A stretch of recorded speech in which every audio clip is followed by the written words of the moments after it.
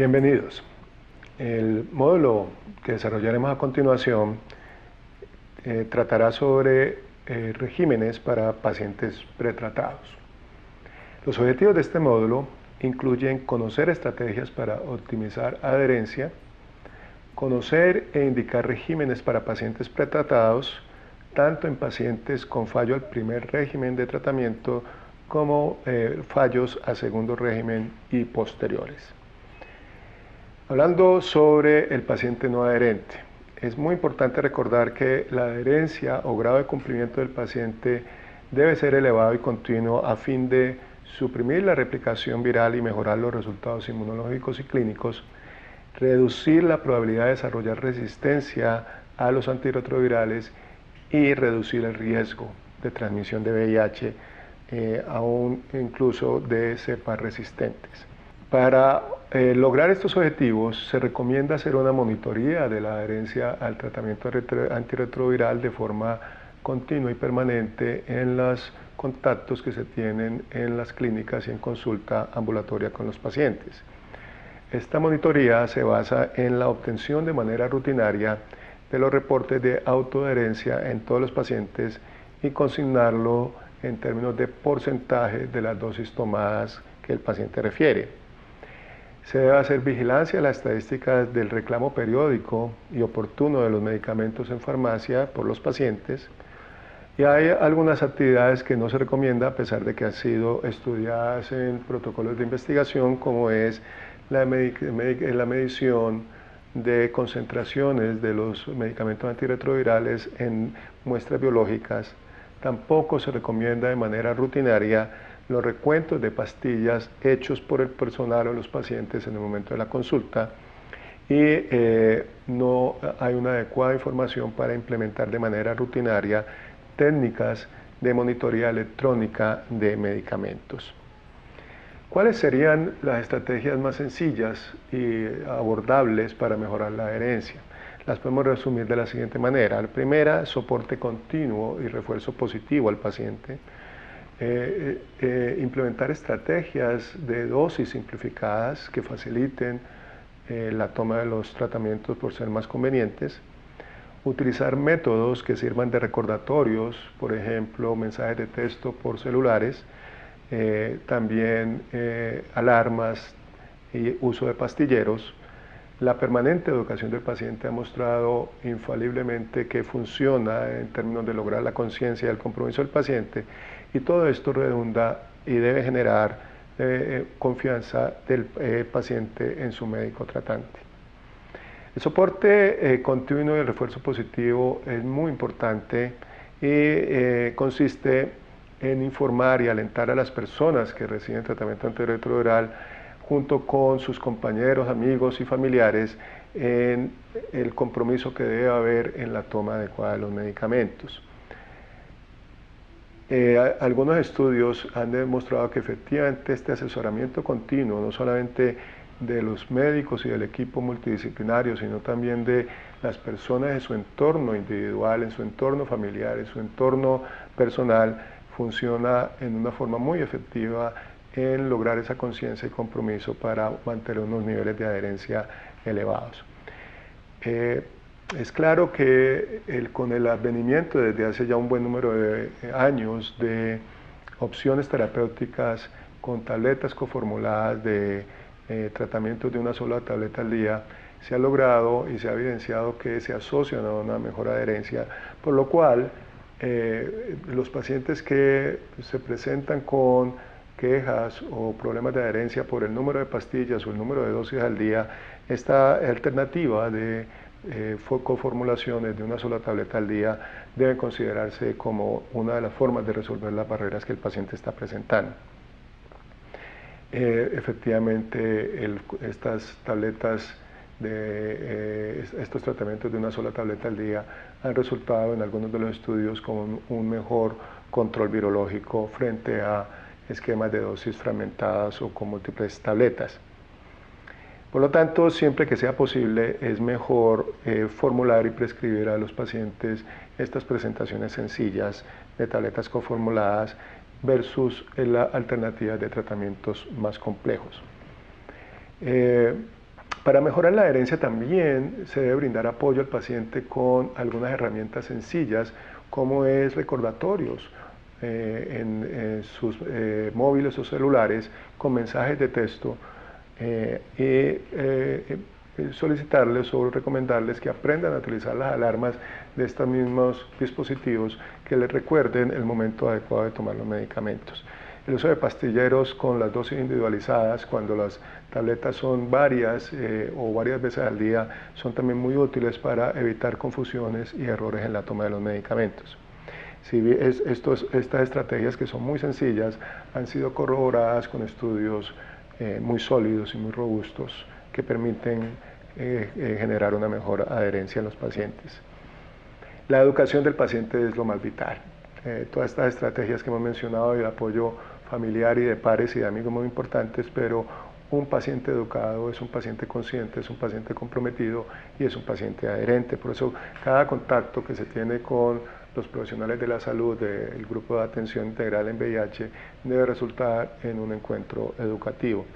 Y es de esta manera como efectivamente se logra la confianza, la empatía y que el paciente crea en las recomendaciones que el médico le está dando, y de esa manera se optimice la adherencia. Una vez que el paciente ha entrado en falla virológica, cuya definición se abordó en otro módulo, es muy importante saber qué hacer. La estrategia es concretar la presencia del fallo virológico con al menos 2 cargas virales separadas y poder definir este escenario en un plazo que no sea mayor de 3 a 6 meses, con el cual se puede definir la acción terapéutica a seguir. Si la determinación de la carga viral no está disponible en forma sistemática, se puede recurrir a la clínica y al número de células CD4 para diagnosticar un fracaso al tratamiento, en este caso clínico o inmunológico. De nuevo, en la medida de lo posible, la determinación del fallo virológico del fallo se hace por criterios virológicos con presencia de una carga viral de mayor de 1000 copias, de acuerdo a los criterios de las guías de la Organización Mundial de la Salud de junio del 2013. Y una vez que estos niveles por encima de este umbral se detectan, se debe trabajar en resolver todas las barreras que el paciente tenga en relación a adherencia y cumplimiento, y repetir la carga viral en un plazo de 3 a 6 meses. Y si en este momento la carga viral nuevamente reporta unos niveles altos por encima de 1000 copias, proceder a cambiar el tratamiento. Otras guías internacionales o de sociedades también muy prestigiosas pueden tener criterios diferentes de falla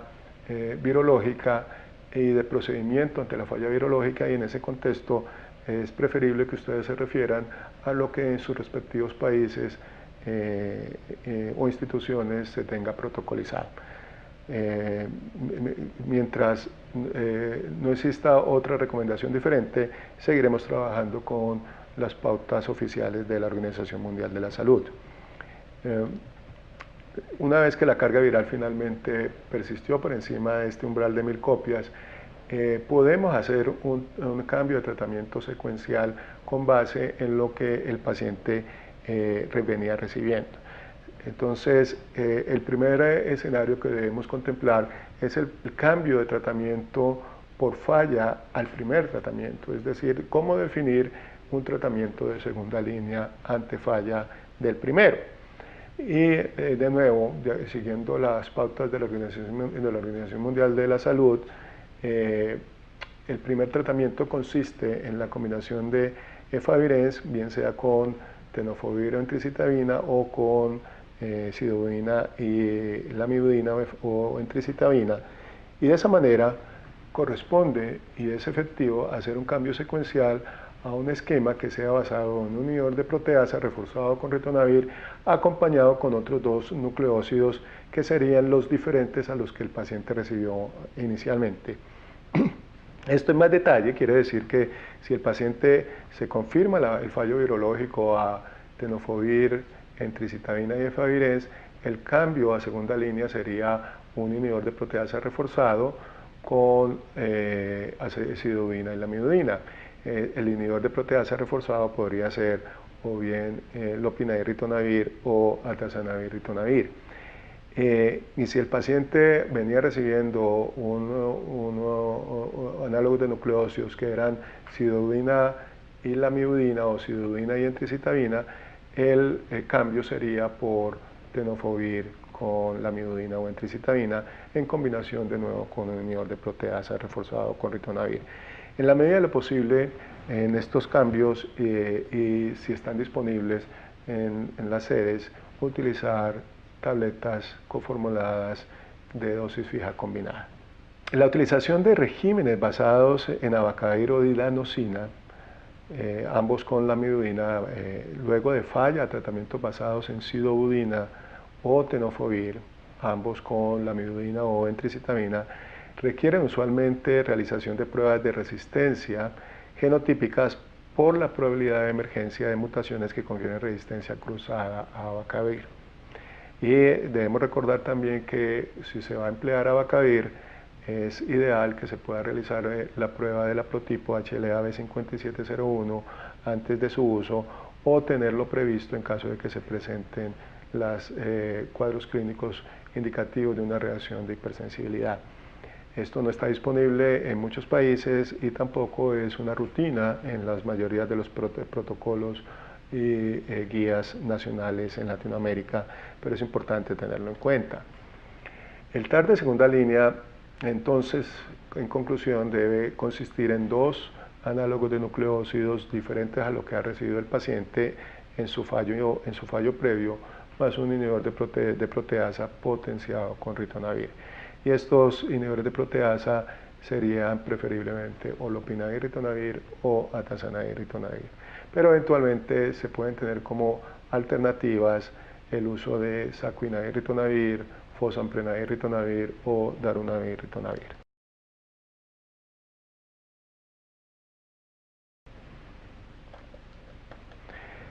Más complejo y difícil es el abordaje del paciente que se presenta con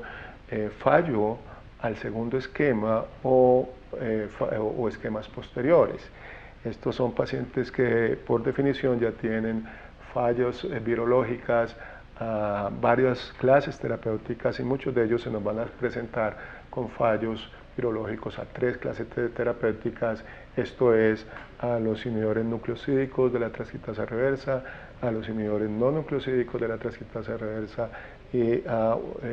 inhibidores de proteasa reforzados con ritonavir. El manejo de estos pacientes es más complejo, debe incluir una evaluación muy cuidadosa y muy detallada del historial de medicamentos a los cuales ha sido expuesto el paciente en el pasado y en la medida de lo posible, de acuerdo a la disponibilidad en cada una de las sedes, de pruebas de resistencia. Sin embargo, con base en el historial previo y con el concurso de expertos e infectólogos se puede también diseñar un esquema que sea suficientemente potente. Dentro de las pautas primordiales que se deben tener en cuenta en la selección de un tratamiento de rescate o salvataje en estos pacientes con alta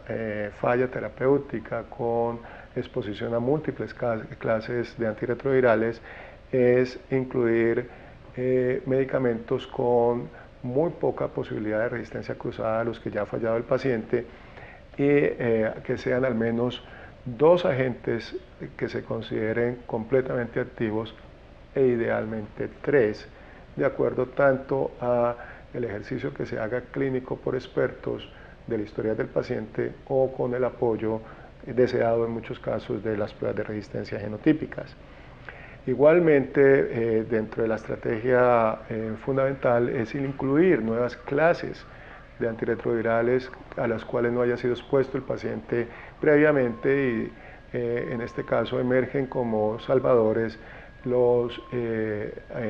inhibidores de integrasa y también los antagonistas de los quimioreceptores CCR5. De estas pautas debe lograrse poder seleccionar 2 o idealmente 3 agentes con suficiente actividad, ojalá muy potentes, que garanticen que el paciente nuevamente entre en supresión virológica continua y de esa manera pueda continuar el tratamiento sin problemas de fallas adicionales o acumulación de resistencias adicionales. Sin embargo, al momento actual ya estamos comenzando a ver una nueva ola de pacientes que están desarrollando resistencias también a estas clases nuevas. Son pacientes con características de resistencias muy severas, con compromiso ya de clases como los inhibidores de integrasa, ya no son candidatos para antagonistas de CCR5, ya no tienen tropismo de R5 y muchas veces ya han quemado todos los inhibidores de proteasa. Este escenario, que aunque afortunadamente no es frecuente y las diferentes cohortes a nivel mundial nos han mostrado que la multiresistencia es un fenómeno que se ha ido disminuyendo paulatinamente a nivel mundial, puede ser el escenario de algunos pacientes de nuestra práctica clínica. En este aspecto, la recomendación es, si en efecto no se puede diseñar un esquema que le garantice potencia al paciente, es mejor que el paciente continúe con un régimen que sea lo suficientemente bien tolerado, que resulte en la menor replicación viral posible y que no acumule resistencias adicionales que puedan comprometer clases futuras. De nuevo, puede ser una opción lo que antes de la última ola de antirretrovirales se hacía con alguna frecuencia, era dejar a estos pacientes con esquemas que comprometan la capacidad replicativa del virus o el llamado fitness viral con el uso de medicamentos como la amiodarona o la amiodarona en combinación con tenofovir o con sidobudina, y en espera de que surjan nuevas alternativas terapéuticas en el futuro de este paciente. En la medida de lo posible también buscar la posibilidad de acceso a diferentes estudios clínicos que cada vez son más frecuentes en nuestra región. No está recomendado, por otro lado, dejar al paciente sin tratamiento. Hacer una interrupción total del tratamiento resultará inevitablemente en una recuperación de la capacidad replicativa del virus, en cargas virales muy elevadas en términos de pocas semanas y en una caída pronunciada de los CD4 con un compromiso clínico importante y probabilidad de muerte del paciente. En resumen, tenemos que, luego de que se ha definido que el paciente tiene un fallo virológico con un seguimiento de cargas virales que no debe llevar más de 3 a 6 meses el definirlo, se puede hacer un cambio secuencial de tratamiento cuando el paciente está fallando a su primer tratamiento, que por recomendación de la Organización Mundial de la Salud será la mayoría de las veces efavirenz en combinación con la amiodarona sidudina o tenofovir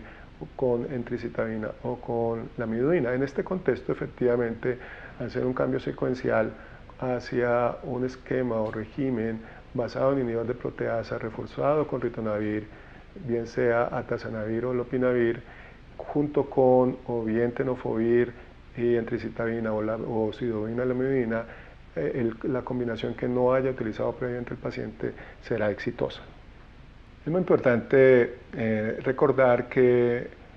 cuando un paciente está comenzando a hacer un fallo virológico, bien sea a la primera esquema o a esquemas sucesivos, se debe tomar una decisión terapéutica que no exceda un tiempo mayor de 6, máximo 9 meses, para definir si efectivamente el paciente requiere cambio del tratamiento o no. Esto es porque en la medida en que se prolongue la replicación viral en un paciente expuesto a antirretrovirales es cuando vamos a observar que hay evolución viral.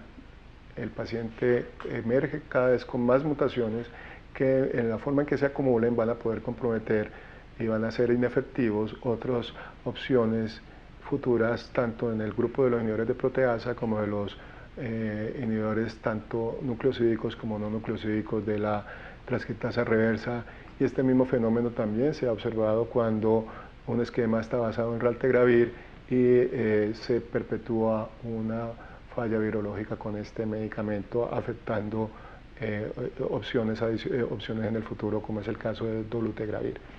Pero es importante recordar eso, que la decisión de cambio no puede en lo ideal exceder 6 meses. En el paciente con fallos avanzados, con resistencia a múltiples clases terapéuticas, aunque se puede intentar construir un esquema, un régimen